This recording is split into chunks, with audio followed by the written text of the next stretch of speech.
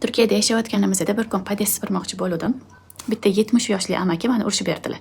Nimaga sipiryapsan? Sen sipirmagin padesni, Murod sipirsin dedilar. Keyin men hayron bo'lib, amaki, bizda erkaklar sipirmaydi, bizda ayollar sipiradi desam, yo'q, ayollar sipirmaydi, ayollarni ehtiyot qilish kerak. Murod sipirsin, sen unaqa og'ir ishlarni qilmagin dedilar. De urishib meni uyga kirgazib yubordilar.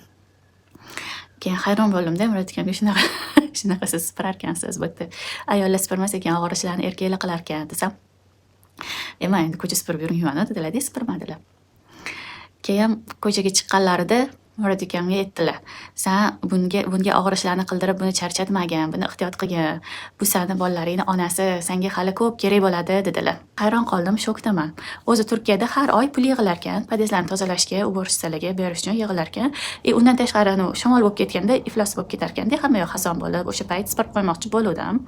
Lekin shunaqa deyishdi. Amaki to'g'ri aytdilarmi, nima deb o'ylaysizlar?